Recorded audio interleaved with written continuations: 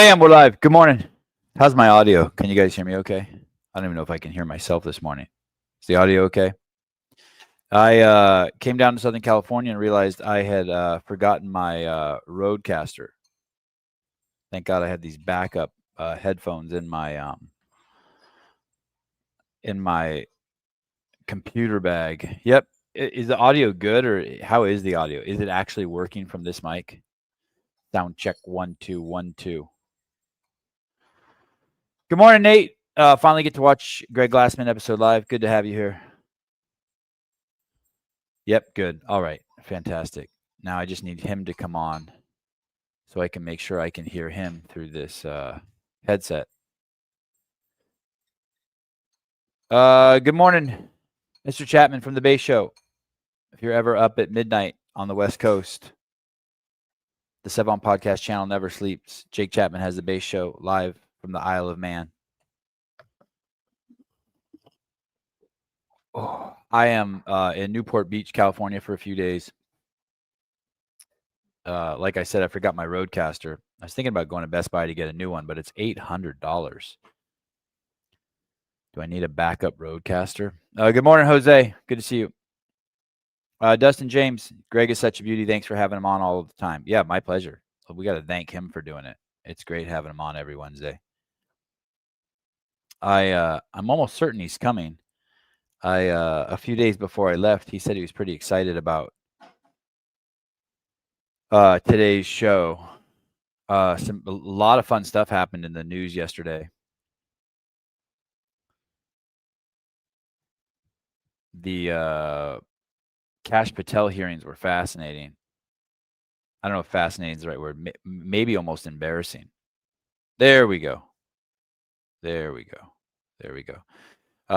Bryson Del Monte and Taylor Self rolled into town yesterday. I think Souza shows up tomorrow morning.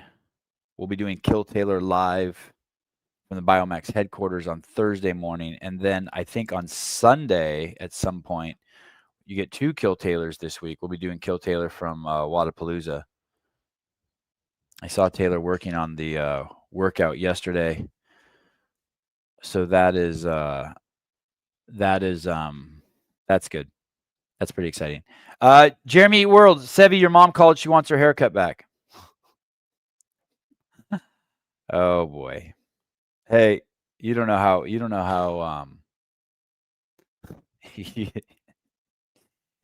how true that is. My mom came down to LA with me, and Taylor thought we were brother and sister. So there's that. Kash shouldn't be allowed to do press conferences and appearances. Are you kidding me? I disagree. I disagree. I thought he was absolutely wonderful. He speaks with clarity, precision, knowledge, commitment, vigor. This word's been ruined, but transparency. I absolutely loved it. Hey, here's the thing. Here's the ultimate component or aspect of his transparency.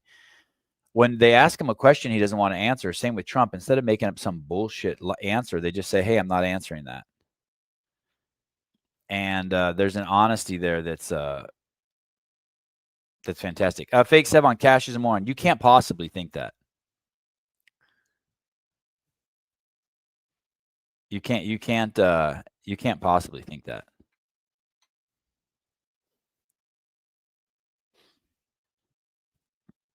There's no way.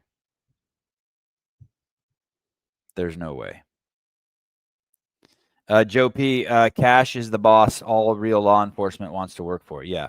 Yesterday he said that applications to the FBI have doubled since Trump has taken office. And you guys all know the I can play it for you here. You guys all know the shit, where is it?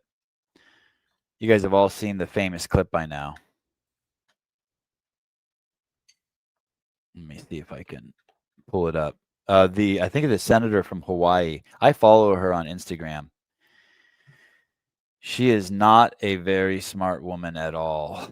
It is sad. Kash Patel changed the requirements to get into the FBI, and Miss Hirono from Hawaii, representative from Hawaii, wants to question him on it. By the way, in case you didn't know, it is one pull-up. Kash Patel made one pull-up a requirement for women to get into the FBI. How many pull-ups did you say, Sevon? One pull-up. Yes, I am. Sevon, are you keeping up with Candace Owens' videos on the assassination? Yeah, she has gone a full fucking woke libtard. I listened. Well, I don't know if I'm keeping up, but she had a podcast that came out and it had 1 million views in an hour, and I'm like, what's this? And I pulled it up and I listened to the first 30 minutes, and she sounds like an absolute moron. And the planting of seeds and not saying anything, being ambiguous and abstract, and basically just planting seeds of dissent without actually saying anything are fucking pathetic.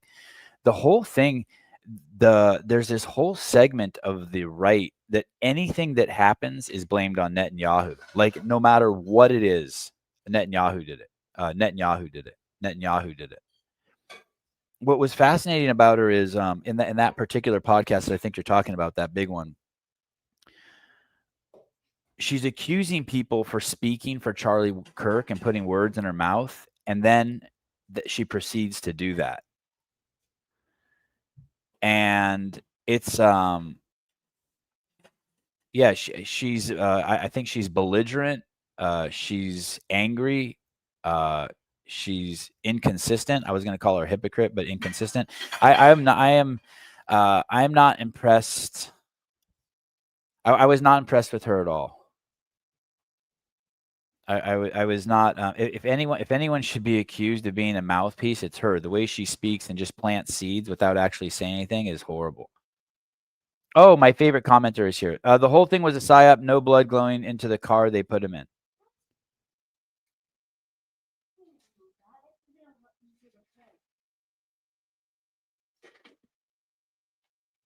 All right, here we go. The new requirements. The senator from Hawaii has issues with the requirements. The requirements to become an FBI agent. This is crazy. Here we go. You know, you've been asked some questions about changes to your hiring standard. Oh, do you guys hear that? Uh-oh, I hear that from the wrong speakers. Do you guys hear that? Let me see if I have to change something here. I'm on a laptop I don't normally use. Let me see.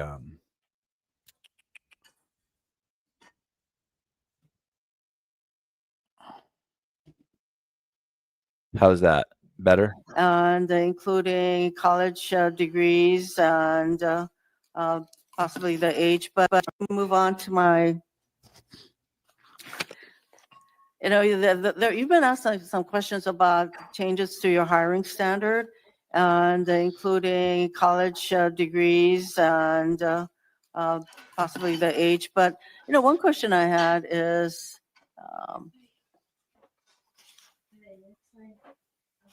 that you are now requiring. Can you guys hear her? Applicants. Can you guys hear her? Yeah. To be able to do a certain kind of pull-ups. You're now requiring new hires to do a certain kind of pull-ups. Certain kind of pull-ups.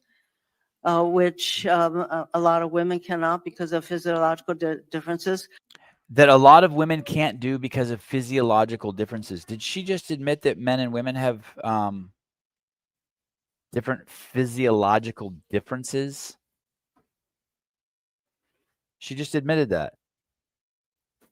You can't have it both ways. Are you requiring these kinds of pull-ups? Are you requiring these kind of pull-ups? Oh, here he is. Mr. Glassman's in the house. Hi, sorry for Greg. Sorry for being late, dude. Anytime. We're very fluid here at the Sevon podcast. Very fluid. I've noticed. That's not the answer I wanted. Hey, Have you seen this clip of the senator from Hawaii? No, but I'd like to. Okay, here we go. Let me know if you have any trouble hearing this. I think I did. She's talking about certain kinds of pull-ups and the physiological differences between men and women. Here we go.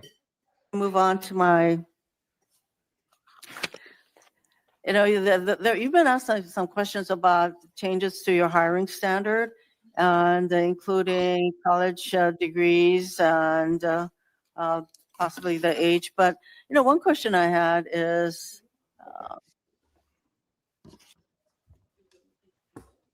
that you are now requiring applicants to be able to do a certain kind of pull-ups.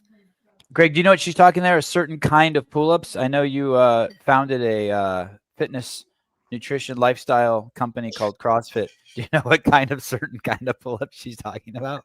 And contracted with Quantico to help in fitness. Right. Both for the Marines and the FBI at Quantico. Yeah, I suspect there's a pull-up requirement, and she, for reasons I can't even begin to imagine, thinks it might not be fair. By the way, I Googled this morning what the new requirements are. Guess how many pull-ups women have to do? 3. No, Greg, too many. Don't be a dick. One or a dead hang for some amount of time. It's 1. Cash Patel says women have to do 1 pull-up. Well, he's a misogynist. That we established. Yeah. Which a lot of women cannot because of physiological differences. Are you? And then she just admitted that women have physiological differences. Is that accurate? We agree with her there, right? Women have different okay. Well, there we go. Something we agree about. Requiring these kinds of pull-ups. We are requiring a physical program at BFTC at Quantico because FBI agents carrying guns in the field have to chase down bad guys and do really hard work. The physical fitness standards of those agents. So are you requiring these kinds of pull-ups? We are requiring everybody to pass the 1811 standards at BFTC. If you want to chase down a bad guy and put him in handcuffs, you better be able to do a pull-up. The reason I ask is that there are concerns about whether or not being able to do these kinds of harsh pull-ups is really required of FBI agents. Doing one pull-up is not harsh, and there are always medical exemptions to that. I'm amazing, right? I didn't catch it until the third time I watched it. He even says 1 pull-up. Yeah. Crazy. Let me see. Someone had a question here for you. I was fighting with people in here. CrossFit, I like Cash, but I don't think he's that smart. I think he's very smart. Someone else said, hey, will you ask Greg if Greg thinks he's retarded? There's some people who don't think he's very smart. I think he's brilliant. What do you think? You think he's not smart, or you think he's smart? I think in his last position, he demonstrated that he had an abundance of courage and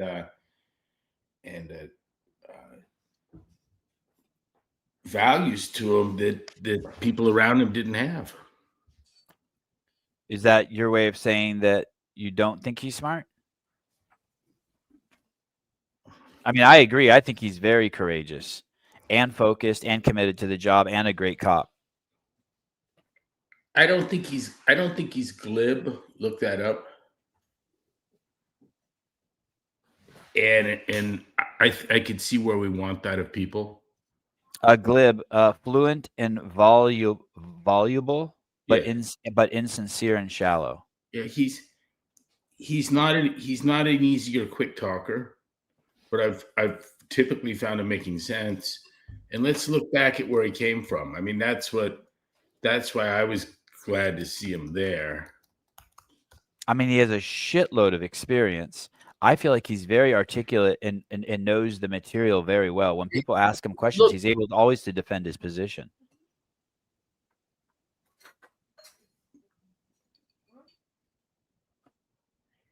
He was a federal prosecutor and he worked for Devin Nunes, right? Headed his committee. Yep. Okay. And I was told by the left for years that Nunes was a crackpot and all that shit was bullshit. that he was a conspiracy theorist of the first order. And then it turned out it was all true. And so I don't know how many pull-ups he can do. And I don't know, maybe he's too Indian for a lot of people too. And he's got a funny name. It should be spelled with a C and not a K. And maybe he's not smart enough, but geez, I don't know. Like, was Comey smart? Was that good? Was that a good FBI director? Do we get a real smart one in there? Is that we need? Do we need smarter people or do we need honest people? I don't know, but this is what the smartest guy in the room is a fucking crook. Yeah, that's not good. Standards. I didn't see any failings. I didn't see any failings in the capture of Tyler Robinson. They got him in 33 hours. They also, the first guy that they captured that he said was the guy that these people are saying he shouldn't have ever tweeted. He was the guy. Yeah, that guy, I watched that video yesterday in detail. That guy saying, I'm the shooter, I did it. And he was asking to be shot. And when they got him back to the jail, to the police station, they found kiddie porn on his phone. And I don't think it was a massive error that he tweeted that at all, especially with his intention of being the most. Why would you assume it is just because there's a chorus of people saying that? See, here's go ahead. The chorus has been saying things forever.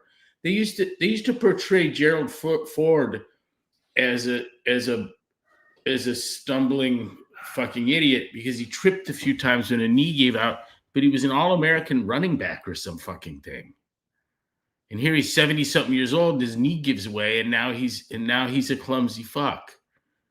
You have that perfectly wrong. Yeah. So how much is perfectly wrong? Most of it.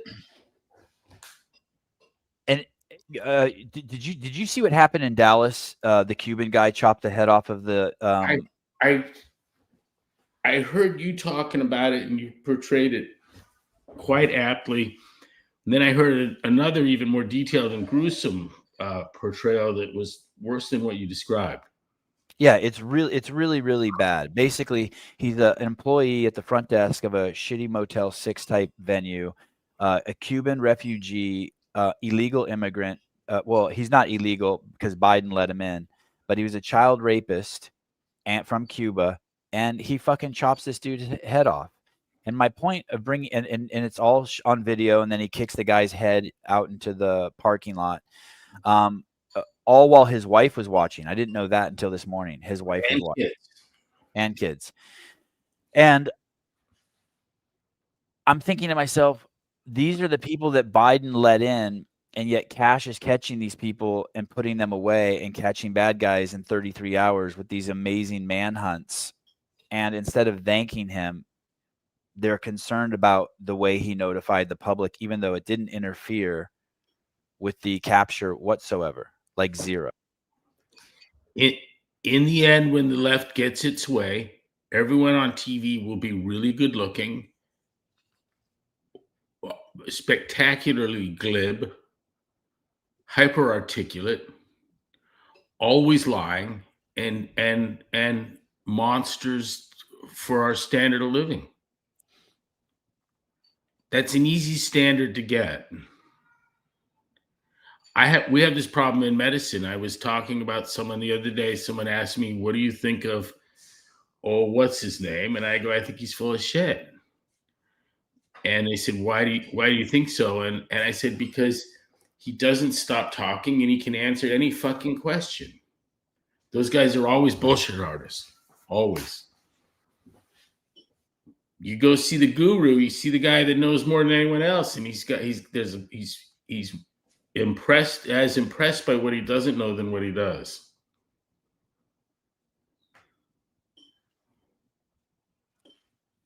Fake Sevon, a manhunt doesn't result in the suspect turning themselves in. How do you figure? Yeah, listen. I don't. That's not true. Yeah. Big thinker. You have a confluence of things. The avenues by which Kohlberg in Idaho was going to be caught there was a multiplicity of them. There was an inevitability to it from 100 fronts. they went right away to Nest cams in Idaho, and some dude in a little white car keeps coming by before the murder, after the murder, during the murder, the morning after, and for a week before. So they found all of those cars, and they'd already tied it to one at the university to a known fucking creep. Like that. This is the early days. One of his professors already said, "Watch this kid. We're going to see his name. He's got a problem with women, and it's bad." They were drumming away to get him out. And 90 miles away, women are slaughtered in the middle of the night. His own mom called him up and then texted him articles while on the phone with him.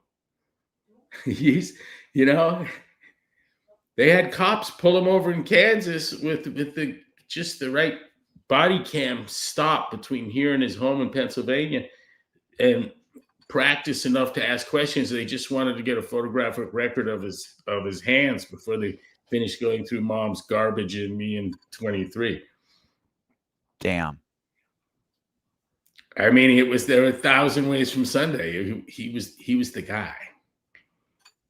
This case even more so. Colbert got caught though. The kid panicked and turned himself in. No, first of all, that's irrelevant. And they spoke to the kid's parents. This kid didn't panic.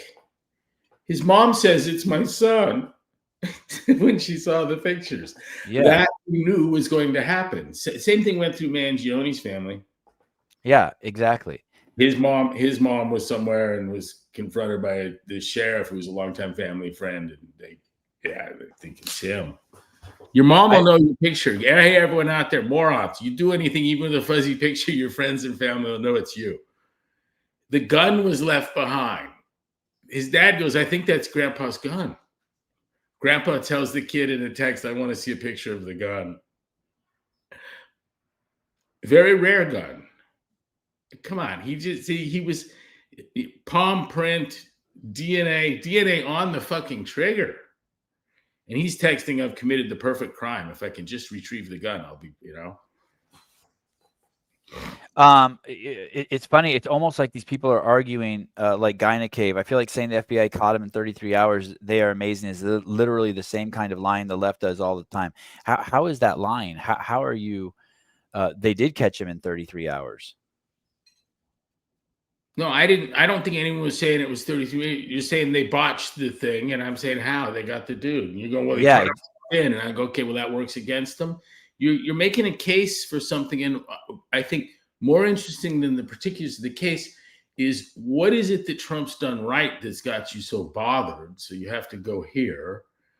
And what was it that you were embarrassed about by your guy Biden that you now have to find that my guy Trump, see, he's senile too. He's not. There's a lot of things wrong with Mr. Trump. He's got a bag full of character flaws. He's got obvious health problems. Is he senile? Not a chance. That's not one of the things you can claim about him if you're not senile or somewhat addled or confused by your own emotions. I don't like the guy at all. He's not senile. He's not senile. Do you know why these people don't want it to be good or right? Because they supported a guy now, and the record looks like this. I was heavily in favor of a senile dude. I mean, it speaks. The ball got dropped, and you don't want to, and it's like some kind of musical chairs, and the music stopped, and you're all bummed out. You're standing there with fucking everyone knows you supported a halfwit. When do we get to the truth of what her cognitive impairment was? Who's Jill's? No, Kamala. Oh, right. She's got a sub 100 IQ, but had a long history of making the right smile, coming close enough to the simplest talking points you could ask of someone, and there was a crazy favorable personal relationships with men in great power from her early 20s through. I think another problem is, Greg, that this cohort wants to really believe it's Netanyahu. By any means necessary, they want to believe that Netanyahu did this. They're so determined. It's pretty wild. Yeah, I've been reminded recently of the movie Slackers. And it, like Idiocracy, you go back now and it had a prescience to it. It was a predictive of a future. But at the time I first saw that, what was so fascinating to me is that's what happens to smart people when they lose all context. It's like they've stopped learning, but they're still smart. So they take the few facts they have and just work them into absurdity. It's a pretty good detethering from reality. I was asked, who do you think did this? I go, it's and this is before anyone was caught. I go, it's the little puke on the roof who's been lathered into believing that he's doing good by killing a fucking Nazi. Correct. That's my take also. That's so simple. That's so simple. You name somebody, and if you give me enough Soros-like budget, I can get a scary amount of left-leaning people to think that murdering you would be a good thing. I could say that Savannah, that thing on your head, what you're doing there is causing schizophrenia.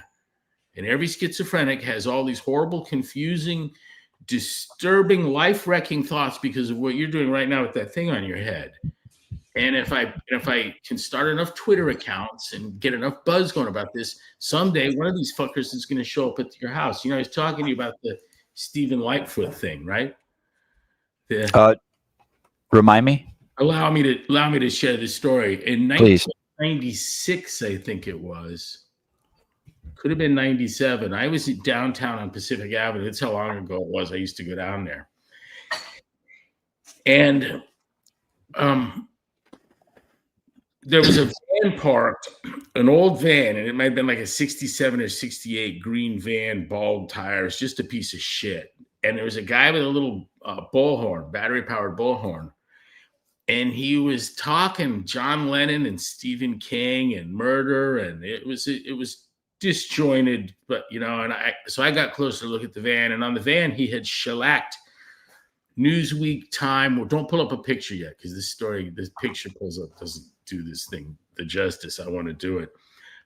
There's Wall Street Journal, all major media outlets, and he's taken a red pencil and circled words and then drawn a line that could skip 3 newspapers 6 feet, but he'd found the word and circled it and then done this and that. So you stand there and read, what he's done is found the words from media across months and months of papers and glued them to the van and highlight them. A confession by Stephen King at having killed John Lennon.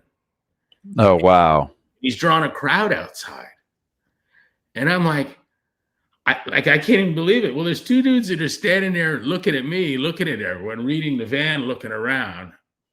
And I go over and talk to them. They posture up a little.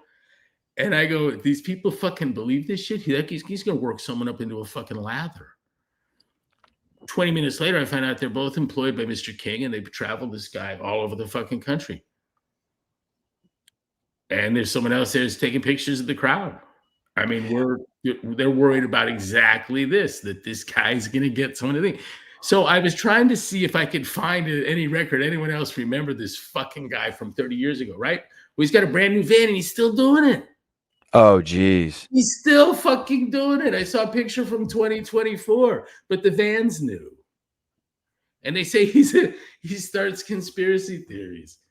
They're like, oh, man. So he's looking, I'm being very generous with these words, but he's looking for pattern recognition or messaging. I need the word killed. Find it in a publication. Circle it. Paint it on the van. John. I need Lennon. I need, nobody knows that I did this. And you're looking at these words from pulled randomly out of fucking all manner of publications and placards and shit. Yeah. He picked the words. He put them in order. That's all his own doing. And he thinks it's the magical writing of someone else. And he's claiming that the guy's a murderer. This is just like that. You know what else these guys do? How many Santa Cruzans do you think were standing around that van? I bet it was 200.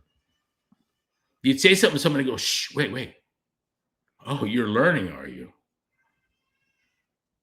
This is the world we live in, and it's worse today.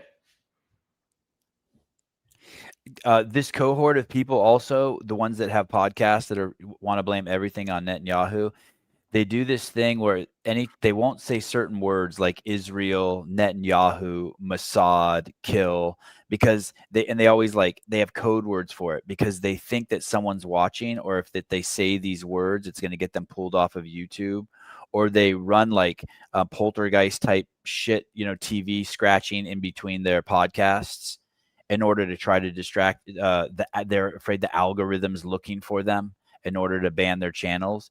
It's absolutely wild. And now they're going around the internet and finding these 2 or 3 or 4 places where Charlie was questioning Israel.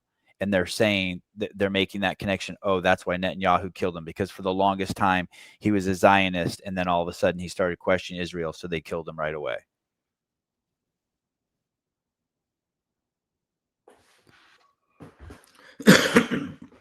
You seen all the stuff on the hand signals? Yeah. Those signals come into being because what you want to do is you want to take tics, emotions, and behaviors that are common. Mm-hmm. And if I'm watching you and I know you're my guy, I can assume that that's not that you're actually telling me something. Especially if it's the second time you've done that to your hat, only a minute later to correct it. I'm being told something, right? You don't get to look at random people and figure out which one's communicating the shit to you from that chart. It's fucking hilarious. I have a buddy who thinks, I swear to God, he believes that Dave's part of the Illuminati, because you know how Dave talks, gesticulates like this, puts his hands like this, and does this kind of stuff and this. And he thinks he's sending signals, Illuminati signals out. And this guy 100% believes it. Completely coherent guy, shows no signs of schizophrenia, very articulate, sweet man, but he's 100% convinced, and he has a massive following. Is it this guy? Hold on. I don't want to say who he is in case. Well, I'm going to send you a thing because I've had to respond to a thing. Okay. He's made videos on it. Is my name mentioned? I haven't seen your name mentioned. Okay, hold on. Give me a sec. Yeah, okay. KF, whoever believes this was real also believes COVID vax believed what was real. You think Charlie Kirk's alive somewhere on an island with Michael Jackson and Epstein? Is that what you mean by real? Is it this? Is it this, Sebi?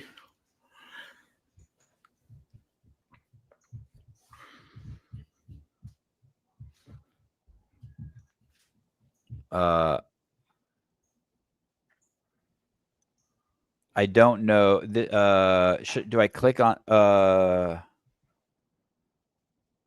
that person's name with the initials JG? Yes. No. Okay. No. Oh, I don't know who did this. Anyway, this link you sent me, I don't see anything except that person's name and a link to a Wikipedia holy shit, article. Self-Delulu has no Wikipedia page, Spookipedia. Yes. And it's this person, Sage something. It's a woman. Yeah, no. It's sort of like the founder of CrossFit. CrossFit, Greg Glassman, has no Spookipedia page. There's some absence in my and Dave's biography that were CIA. And I actually had, this time I don't want to use a name even remotely, but I had a fairly noted radio and polemicist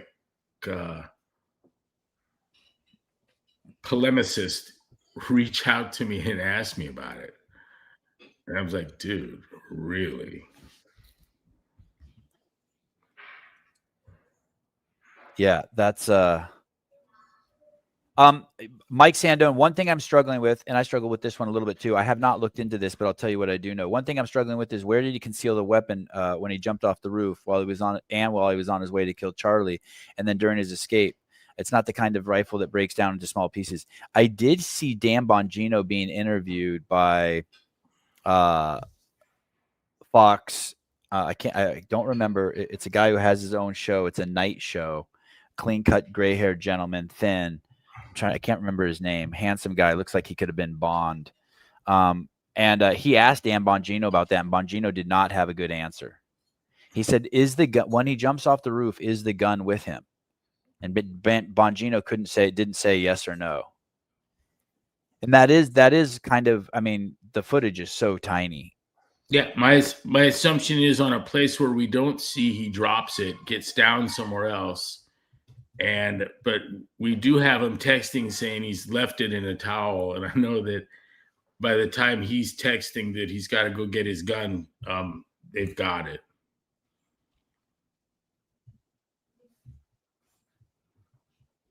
So that one will be interesting. Yeah, the text messages are very damning, right?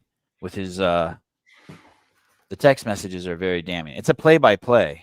Look, if you're trying to figure out who did it, that's different than trying to imagine a theory that is consistent with what we've seen, but paints another suspect.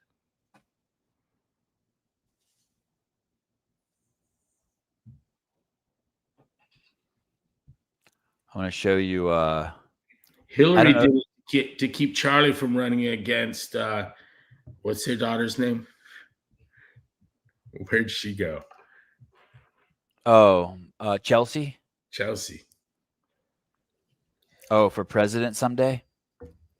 Yeah. Clinton Foundation. It is really scary, the kind of stuff the left is saying. This is the second time I've said this. Wait till you see this portrayal of the relationship between the killer and his boyfriend. Here we go. Listen to this.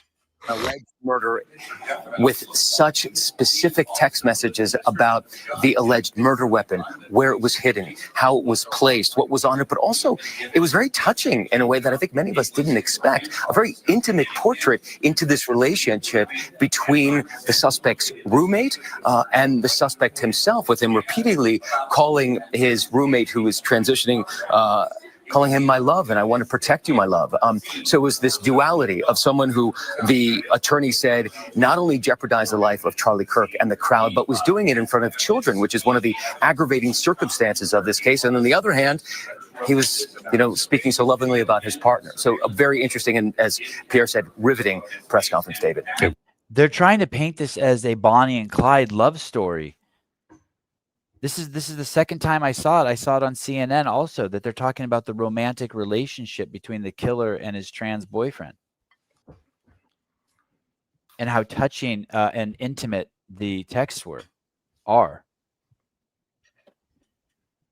I heard someone this morning on MSNBC say this is all Trump's fault because he ran on routing out the bad people inside of government, that he caused this division.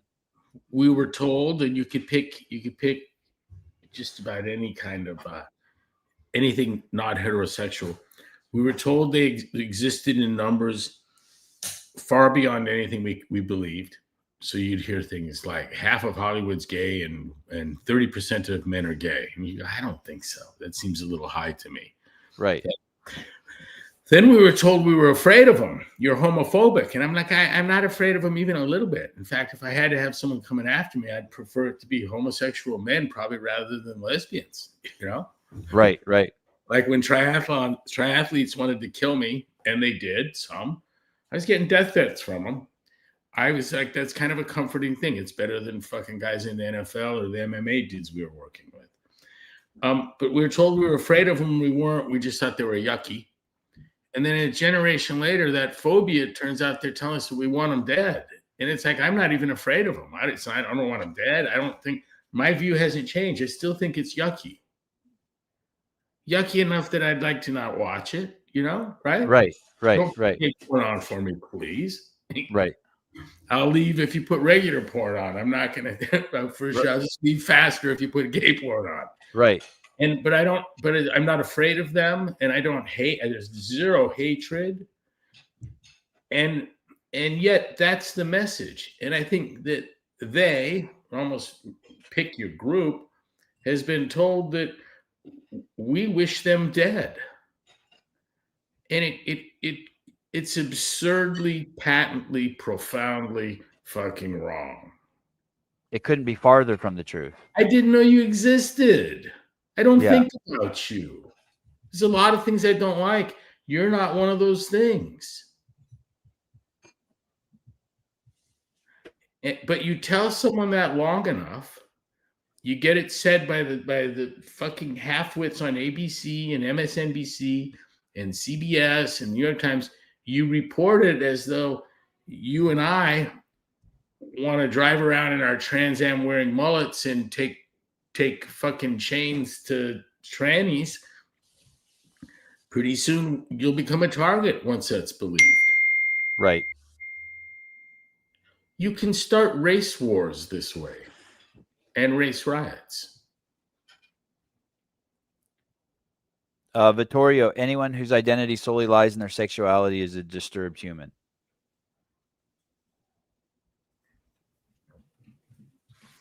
Only if it's heterosexuality. The amount of psychological landscape we've traversed since I was a kid. Here's Mr. Rogers, and today he would be considered a bigot, and this would be considered hate speech from the left. Listen to this Mr. Rogers clip. Boys are boys from the beginning. If you were born a boy, you stay a boy. Girls are girls right from the start. If you were born a girl, you stay a girl and grow up to be a lady. Everybody's fancy, everybody's fine. Your body's fancy, and so is mine. Only girls can be the mommies. Only boys can be the daddies. Yes, sir. Everybody's fancy, everybody's fine. Your body's fancy, and so boys are. Crazy, right? Yeah, hey, this is fucking hysterical, and I've always thought he was just weirder than fuck. Me too. I didn't even like his show. No, well, of course you didn't. I think there was something disturbing about it. I only liked the trolley car. That when the trolley car came out, I liked that part. The whole thing just gave me the creeps. But I like the guy, right? I just don't watch. But what's the paperwork he's going through? That's funny to me. Yeah. Like he's filing, like he's making this policy, like he's the president. He's stapling syllabuses. But isn't it wild that was on PBS, pushed by the left in the 60s and 70s, and now if he were to say that, he would be dragged out into the public court of public opinion and hung. That's how far they've swung. And they brought their cohort with them. It used to be normal to say things about blacks and women, and it's not now, and for good reason. It wasn't right then. So I'm, some of that's. I have to be careful with that kind of thinking. Someone said that they heard Mr. Rogers was a Marine sniper. I wonder if. I think I have heard that.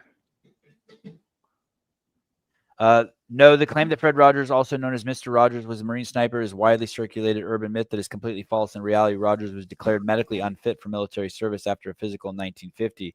By the time the Navy SEAL program was founded, he was studying for his divinity degree and beginning his career in children's television. He's gay. I always thought he was gay too. I could see failing his physical, and that being what was assumed.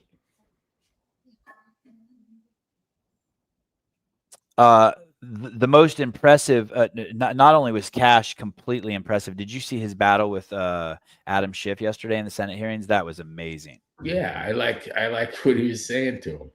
Yeah. This is yesterday, Gutfeld, or 2 days ago. I went and saw that too.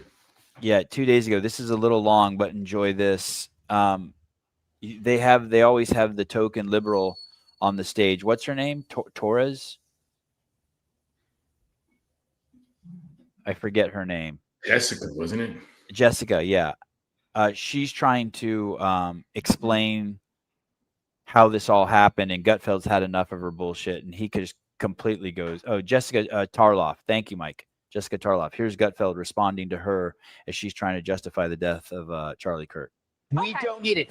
What is interesting here is why is only this happening on the left and not the right? That's all we need to know. What about There's Vance absolutely no cognitive. What about Melissa Hortman that we just you want to talk about? about Melissa Hortman? Did you know her name before it happened? None of us did. None of us were spending every single day talking about Mrs. Hortman. I never heard of her until after she died. Doesn't matter? Don't play that bullshit with me. You know what I'm saying is there was no demonization, amplification about that woman before she died. It was a specific crime against her by somebody who knew her. The same. Now, That's an important piece. There wasn't this cohort demonizing Melissa Hortman. It was one guy who didn't like the way she voted on a certain topic, and he went and killed her. There was a whole internet movement to lie about Charlie Kirk. You could bring up Josh Shapiro, but then you will not bring up, for example, that was a pro-Palestine person. So don't use what about this? The fact of the matter is the both sides argument not only doesn't fly, we don't care. We don't care about your both sides argument. That shit is dead. For one thing, there's no cognitive dissonance on our side. On your side, your beliefs do not match reality. So you're coming up with these rationalizations like, what about this? Or what about that? We're not doing that because we saw it happen. We saw a young, bright man assassinated, and we know who did it. We are not coming up with rationalizations. We are calm, we are honest, and we are resolute. We're not defensive, and I understand the defensiveness. I understand why people are saying, what about this and what about this? Because if you have to face the underlying fact to this, your life is going to fall apart because you're going to realize you're not the good guys. If you sat around and you defended the mutilation of children, you're not the good guys. If you sat 600, 700 cases of harassment against Republicans and you said, but what about this? What about this? And then you see this murder after calling somebody a fascist, you realize maybe I'm not the good guy. That is a hell of a realization to deal with. So Therefore, you have to grasp at rationalizations. You don't have to do that, Jessica. They do. I don't believe you're part of that group, but why the hell do you have to mimic and echo that crap to us? He was a patsy. That guy was a patsy. He was under the hypnotic spell of a direct-to-consumer nihilism, the trans cult, and you know that. If you can decide that biology is false, you can agree that murder is okay and that humanity is expendable. How you cannot see that alone and see that for what the evil it is without having to attach all of these other things is beyond me. I just want to be clear. I want to let some amazing points. Greg, there's this Taoist saying naming is the origin of all particular things. And they believe the mRNA bit, they got tricked into thinking that was a fucking vaccine.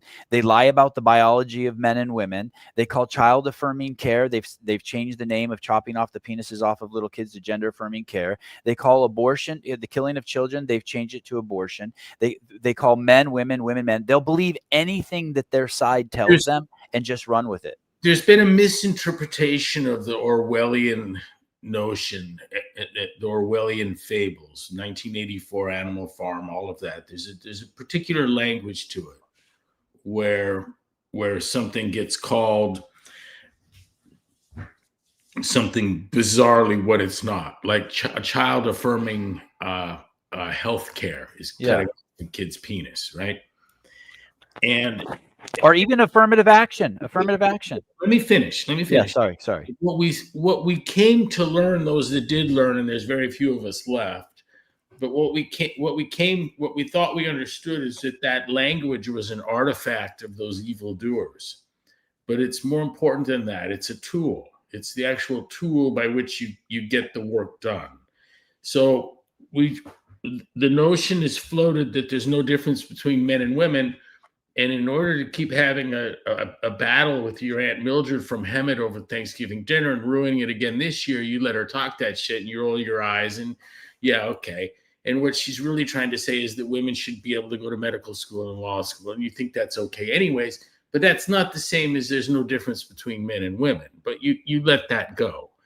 And what this political correctness is, it's a roadmap to a multi-generational effort to get people to swallow the absurd. And so since there's no difference between men and women, you were raised that way. You've known that for a long time now, right? We've been saying that ever since I was a little kid. Then there's no difference. I know what that means. If I imagine myself to be one or the other, I can and will and should be allowed to. And if you don't recognize that, then you're not letting me be, you're denying me something that you possess of yourself quite comfortably. Right. And this gets beaten into their heads, and you can get people into murdering for a right or a privilege or a status that really doesn't exist outside of their own fucking head. I love that. They took the journey from like men and women are equal. We can both go to medical school to men and women are actually there's no difference. There's no difference. Yeah. When all you want to say is they shouldn't be denied opportunity. Right. Or that if your daughter thinks she wants to drive a tank, let her drive a fucking tank. Yeah. She's not likely to. She's more likely to. I got girls that want to drive the tank and wear the pink cowboy boots. Right. There's no. It's amazing how little conflict there is in any of that with my kids. Jeffrey Birchfield. Of course, there are differences. We don't even have the same privates.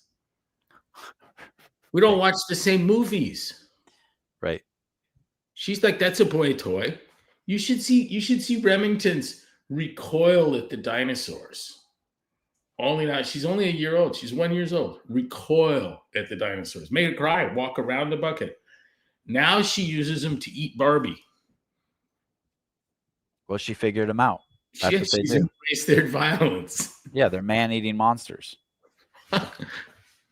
Hilarious. Speaking of mRNA, Jeffrey Birchfield, there was a recent study releasing involving mRNA as a vaccine for certain cancers. Have you seen it, Greg? No, sir, I've not.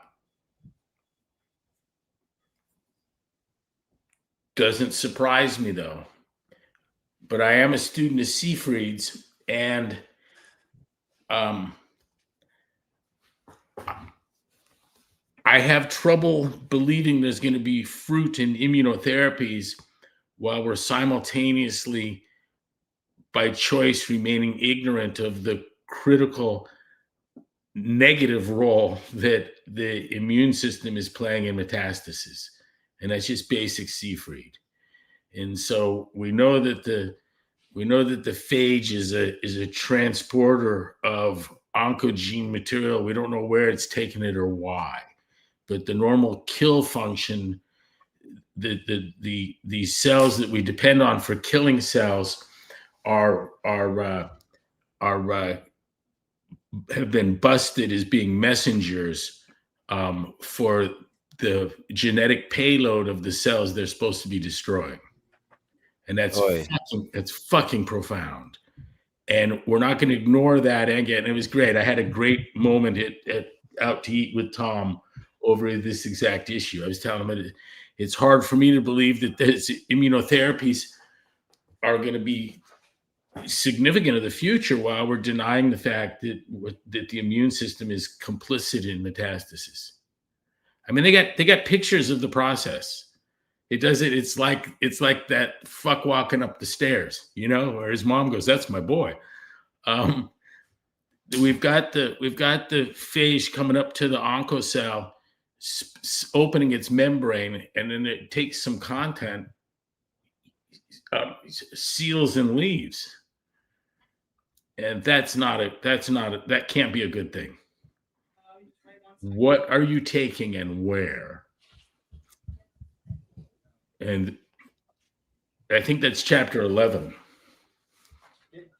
The autoimmune space is now the hot market for pharma companies. There are now cancer therapies being used in autoimmune disease trials. And anyone that watches 20 minutes of Fox or CNN will know about that.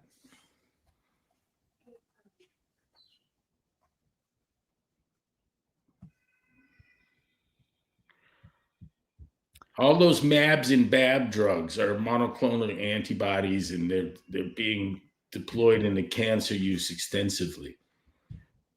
There's extremely effective, and there's good reason to sit around with intelligent people and discuss their effectiveness outside of any claims of industry.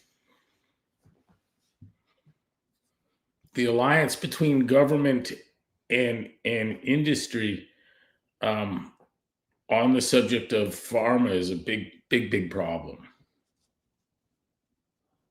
Hence all the hatred for RFK for trying to break it up. Hey, go back to the, what was it, 18 reasons why I won't be getting the COVID vaccine? Yeah. And look at the history of the pharma companies. They have repeatedly pled criminally guilty, not civilly, criminally guilty to outrageous offense. Do you have that at finger length? Is it 18? I thought so. Was it 19? Let me type in, because when I put in 18 reasons I won't get vaccine, it didn't pop up. Let me I see. get it by reasons I won't. Let's see what I got here.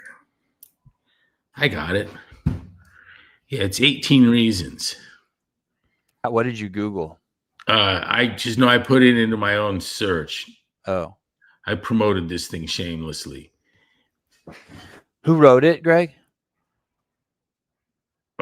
Christian Elliott. Let me just send it to you, and I'll let you read to everyone that. I mean,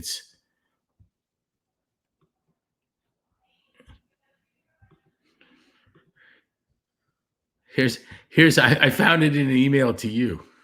I mean, in text to you. Isn't that funny? And it's right here. I think I got it. It's from Science-Based Medicine.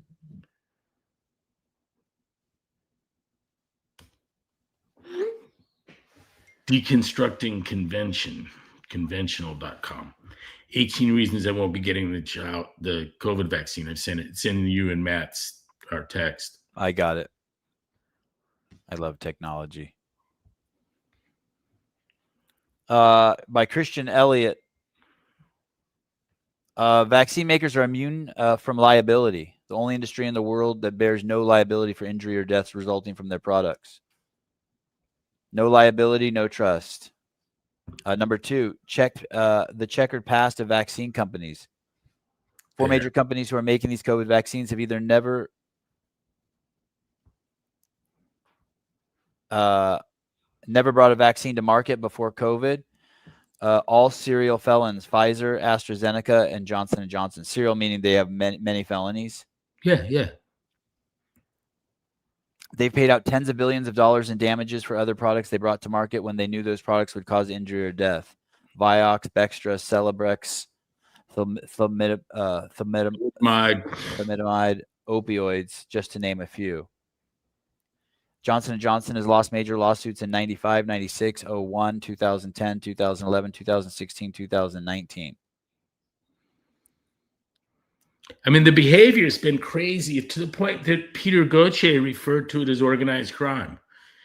And he explains in the early pages of the book, maybe in the intro, that he means crime that's organized. like exactly what you'd think it would mean, where people are killed. That book was so outrageous to Jean Le Carré that he wrote a story where a pharma exec's wife is killed by the pharma company or some fucking thing. And he said he was just trying to convey the horrors of the reality of the industry from what he'd taken from Gauthier's work. Coronavirus vaccines were attempted to be made for 20 years, and they all failed because they couldn't pass the animal clinical trials. Horrible results. The kind of things where the clinical trials in the animals were aborted. The 2016 study, the last study, caused lung disease in mice. And yet this time it passed for easily because there were no trials, no legit trials.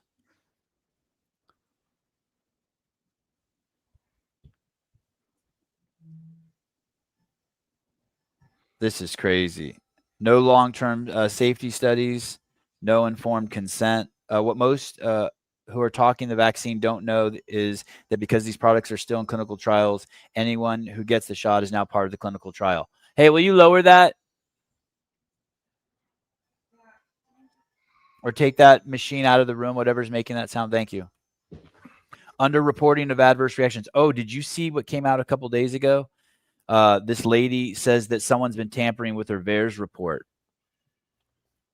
That someone's going through the VAERS database and changing people's ailments, reducing them. I would think this would be I would look for the ethical skeptic on that. One mom said that her daughter died from the COVID vaccine and they've changed it. Well, who is she to say? Right. People are catching COVID after being fully vaccinated. Overall death rate from COVID has a 99.7% survival rate, according to the CDC. That is wild. Fauci and 6 others at NIAID own patents in the Moderna vaccine. I wonder how much money he made off of that. The point needs to be made again that we have a inordinate, extraordinary number of Americans, millions of them, maybe several tens of millions of Americans living in a precarious state that was never achieved before for several reasons. We've broken all records for the number of people with multiple advanced pathologies, and the only upside has been that through psychopharmaceutical intervention, through pharmaceutical intervention, we've got people living with conditions like chronic obstructive pulmonary disease to degrees of which had not been seen before. And you have a multiplicity of these chronic conditions, and you're in a very fragile state. It's almost like when you build a supersaturated solution, you slam the door hard and a precipitate falls. You could almost leave a window open and kill a lot of these people.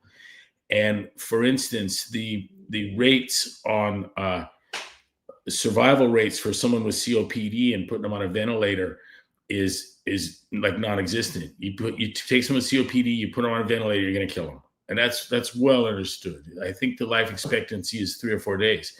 And we have 25 million people with COPD or some crazy fucking number like that. And you try putting them on ventilators, and what happened is exactly what happened. Exactly what happened. No, we had a hyper fragile population. And only recently have we seen this manifest in an actual decline in life expectancy. But remember, the goal of medicine is going to get everyone to live to be 150, but the last 50 years you're in around-the-clock care. So they can speak to longevity and not to quality of life.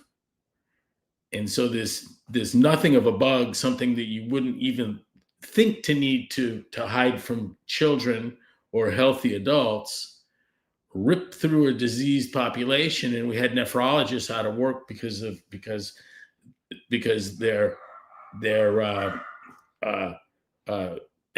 ESRD5s, their people on dialysis, died in such significant numbers that they couldn't afford to run the practice anymore with the few that are left. The economics of it aren't good. But remember, they've got a client load that's got a life expectancy that's less than with someone with glioblastoma. Now, the facts in this are less complicated than the confusion created by the bullshit. And almost everything that way is like the complexities in broken science come in the cover it and the tapestry of interdependent fallacies that create the whole fucking mess. Philosophically, it's not as complicated as it is technically once you've made the wrong turns. You want to getting to grandma's house complicated, make 4 or 5 in exactly the wrong direction turns, and now you have to justify going all the way around the world to get to grandma's house to be on target. Do you get that? Do you feel that? Yeah, that was a great explanation. That was a great explanation. Yeah, we're there. You know, And by the way, what I need to correct in a scientist is tapestry of fallacies. There's 5 kind of families of fallacies.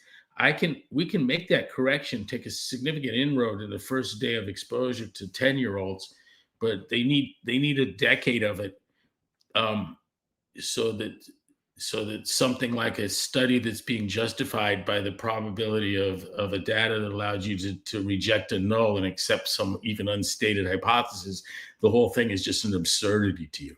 That whole structure and form to be illegitimate. The people doing it, I can't get them to stop.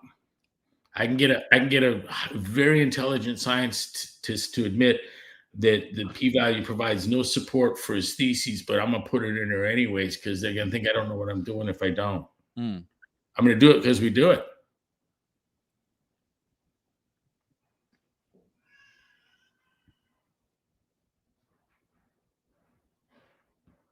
I heard someone say, I got 2 things to add.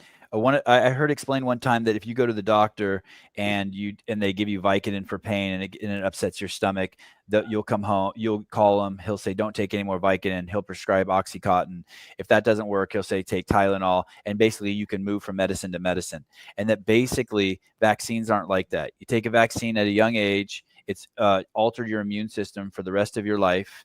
And they never look at it as something that could have been the cause because it's nothing that they can ever take away. They can't say, okay, we'll give you something else. And now you have these kids who are taking, getting 70 shots by the time they're 18 years old. And those are, when I hear you say taking all the wrong turns to grandma's house, that's where I go with it. It's like, hey, now you have this person that you're trying to diagnose with something or trying to help with something when you don't even know what you're dealing with because you have no baseline population or no studies on what the effects are when you mix these cocktails in someone between the age of birth and 18 years old. I don't know that there's even a willingness. There's certainly no awareness, but I don't know if there's even a willingness to explore the ineluctable, unavoidable reality that the public health take on a vaccine can be very different than an individual's. Logically so. For instance, if a disease is widespread and ripping through society and the carts coming by and collecting the dead in very real numbers, you have to weigh the vaccine against that, right? And its risks. Yeah. And so you go, well, it could cause migraines. Well, I don't want to be on the dead guy cart. So I can deal with the migraines. Fuck it, I'll take the vaccine because all the people I know with migraines aren't ending up on the dead guy cart. And a lot of people have nothing, so I'll go with it. Now, at the point that the dead guy cart hasn't come around in 5 years because of the vaccine, what's your interest in the migraines?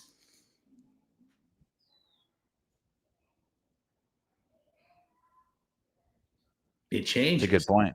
And the public health guy is going to go, we got to do it because we don't want that thing coming back. It'll come back. But really, it's just to make money. Yeah, well, you know what I want? I think everyone should take every vaccine there is, all of them, everyone. And me and my kids are not going to do any of them. That's what I think would be cool. Of course, you should be vaccinated. I'm just not. And I hope it works because I don't want my kids to get sick. Sevon, it's time to put your full faith in Jesus Christ and turn this into a Bible podcast. I do not understand how you don't know that this is a Bible podcast already. This is 100% a Bible podcast. It always has been since day one. Is Heidi being facetious there, or is that really? No, she's serious, and I'm serious too. This is a Bible podcast. There's lots of Bible talk on the podcast. Heidi, I've come to see that I'm very religious, but I don't believe in God.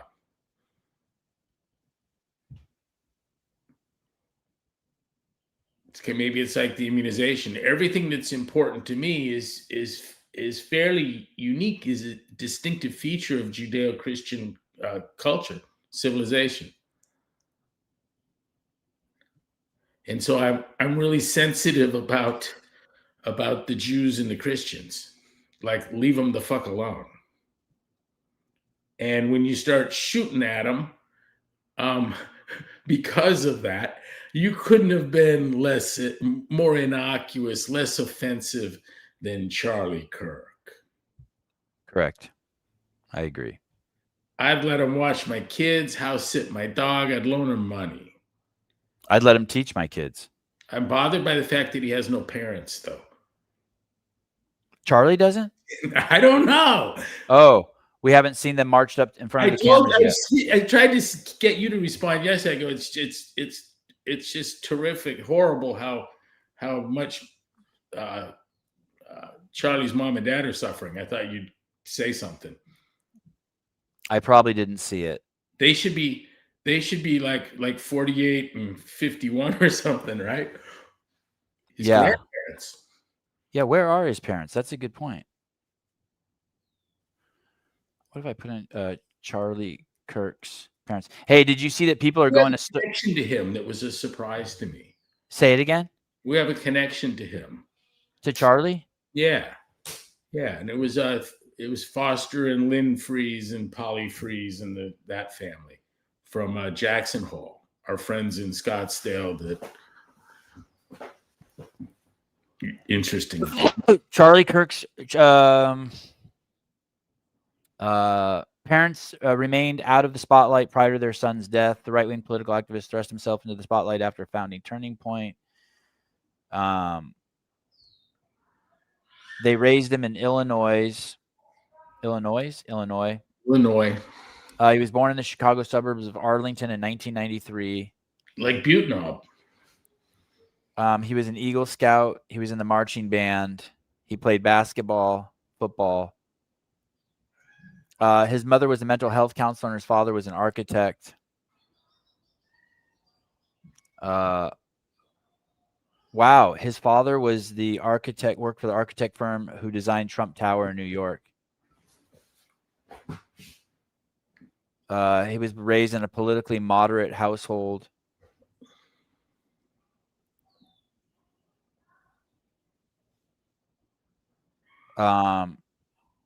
He launched a protest with classmates in high school over the rising price of food in the cafeteria.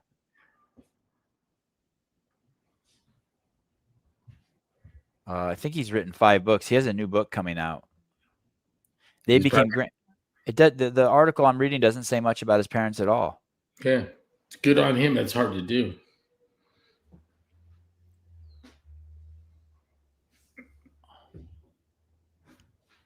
There was something in here. Oh, Mike Sandone, Pam Bondi really needs to back off that shit. We don't need that to have the government policing speech. Yeah, she said some dumb shit yesterday. Did you see what she was saying? No. She was talking about going after people who use hate speech. She's walked it back since. But that takes us back to the Mr. Rogers quote. You can't, 30 years ago, you can't make hate speech saying men are men and women are women.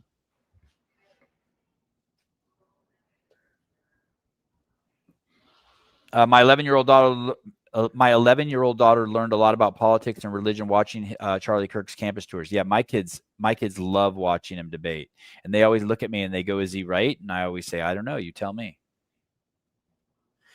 There's these videos going viral now on Twitter where people are walking into Starbucks and giving their name as Charlie Kirk, and they won't put it on the cup.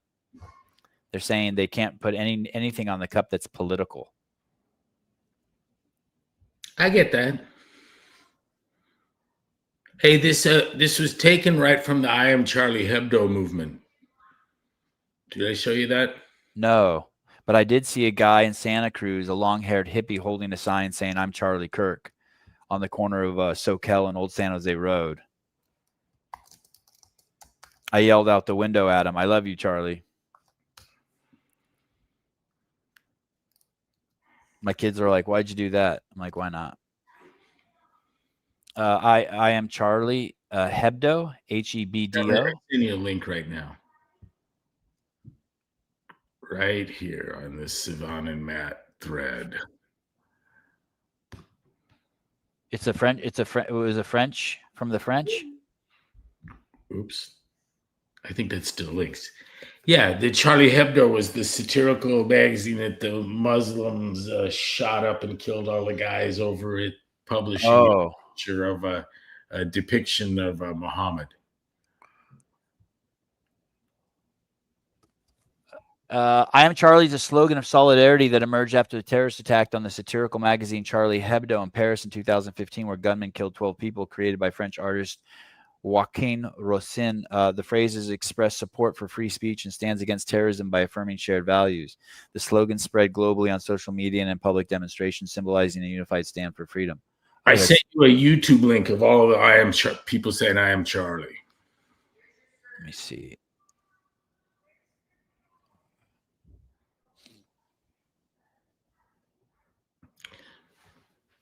This was just posted 8 months ago. Look at how the press is marking this 10-year anniversary of the Charlie Hebdo attacks, Diptyka. Yeah, and the message is very much what the editor of Charlie Hebdo has been saying, which is that the value of freedom of expression is under threat evermore 10 years after those attacks, in which 8 staff members of Charlie Hebdo and 4 other people were killed 10 years ago. A decade later, though, Charlie Hebdo, for its part, says that it is indestructible, and this is the front page of that special edition that has been published. It also points to a survey on its front page showing that 76% This was published before Charlie Kirk died. Yes. of French people say We just had the 10-year anniversary 2 months ago, I think is the claim. this is the front page of that special edition that has been published. It also These are related. to a survey. These are what? These are related events. They'd file in the same bucket. What did they do? They posted a They drawing of Muhammad. They got a Muslim population worked up into extremism, and they had to kill the guys that published this thing, just like Charlie Kirk had to be killed by Democrats that convinced mentally ill people that he was preaching hatred towards them. He wouldn't even say he couldn't have been more innocuous. How they have killing, so does every rural preacher in the United States. say that again? If Charlie deserved a bullet, so does every small town preacher in the U.S. From a little church in Montecito, Santa Barbara to Cullenberg, Alabama. I got fire and brimstone kind of guys saying things far beyond what Charlie Kirk said, and against protected populations.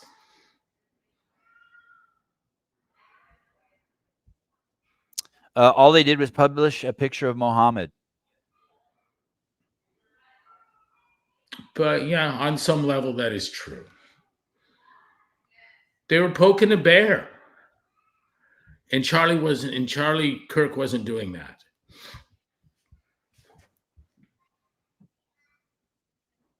Charlie Kirk was killed because he was changing young minds at scale.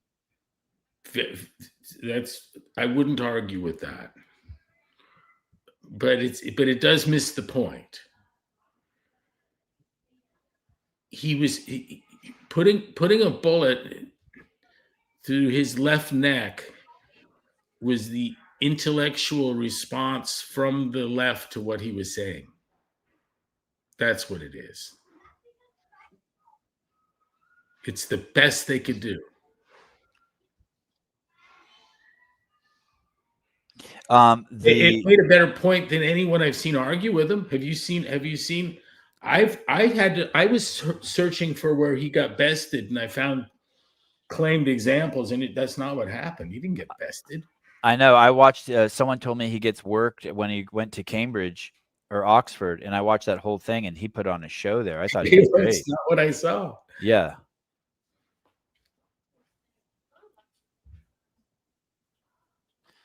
Yeah, so if you can confuse people and point to a man and say it's really a woman, or point to a woman and say it's really a man, it should be no leap to be able to point at Charlie, and you have a cohort of people who will believe that, then it should be no problem convincing them that anyone's a Nazi just by pointing at them and saying Nazi.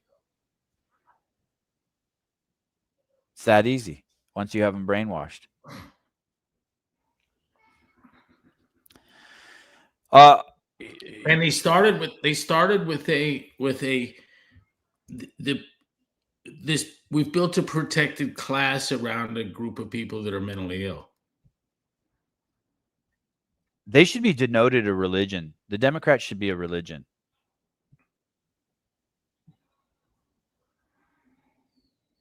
Well, it is. Yeah. The faith that the right has in Jesus or whatever it is, the left has in the state.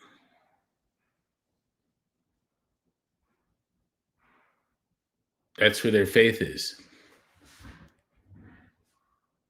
which has disastrous consequences for everyone.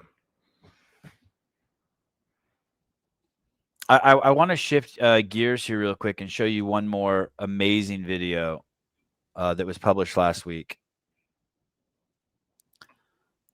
This is a police officer doing a routine stop. Cops make 360 million interactions a year with citizens in the United States. And here's a routine traffic stop. Here we go. Just got to say, I'm a CPL holder. Okay. Firearm in here. It's right there, like down there. Okay. You got your driver's license? Yes, and sir. Your CPL real quick? Yeah. You know what I'm pulling you over there? For what? You know what the speed limit is on Michigan Avenue? 45? 40? You were doing 54. Now doing 54? Yeah, especially when you went around that car to pass. You got insurance on the car, Josh? Yeah, it's in the Can I see glove that real box. quick? Yeah, can I see it real quick? I got the insurance too. Yeah, can I look at it real quick? Yeah, I forgot to tell you the car my mom named too. Yeah, I saw that. Yeah. Oh, hey, I did write you a ticket. I gave you 1 to 5 over rather than 14 over. You're doing, so I gave you a little bit of a break on that, all right? You just gotta make sure you take care of this in the next 14 days. Address, website, phone numbers, all in the ticket there for you. All right, cool. Thank you, All right, you guys officer. have a good day, Have a man. good one. You too.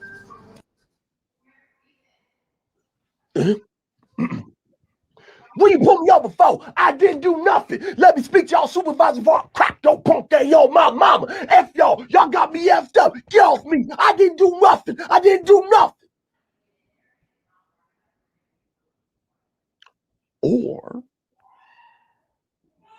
Sir, just got to say, Amazing, right? Yeah, but let me offer this, and we should probably get some underway. And they see a lot of that, of the good. Right. But that does that's not gonna make the news. No, that would have. It only makes the news now because of the thousands of people that we've seen online who are just assholes to cops. Right. Like, this shouldn't even be a standout video. Like 20 years ago, I would have shown you this. You'd have been like, what? What's the big deal? But now it all makes sense to us.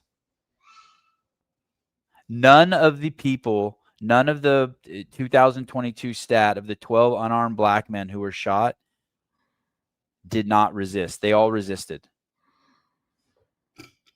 Every single one of them.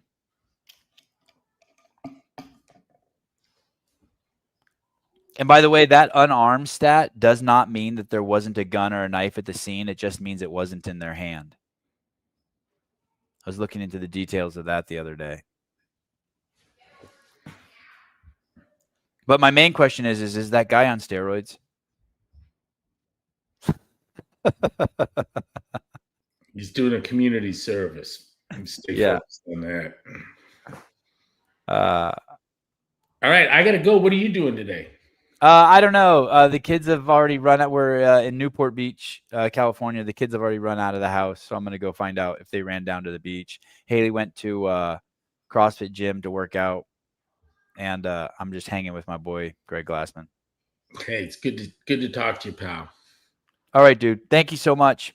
It's my pleasure. Bye, everyone. Bye. The smartest man I know, Greg Glassman, talking to us about the realities of Charlie Kirk, the situation, the social phenomenon, the scientific phenomenon, the linguistic phenomenon. Appreciate you guys all being here. Today is Wednesday, trash day. Except I'm not at home.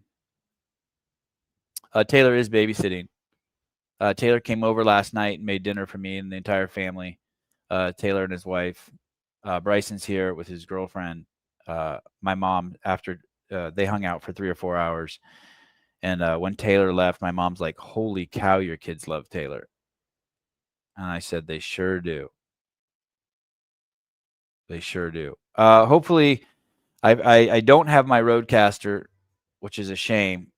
That's why we didn't do a podcast last night. Hopefully, before this evening, I find a way to remedy that situation. I don't know if that means going to Best Buy and spending $800 on a new Roadcaster or what, but hopefully Taylor and Bryson and I can do a show tonight. Wadapalooza is this Friday, Saturday, Sunday. We will all be there.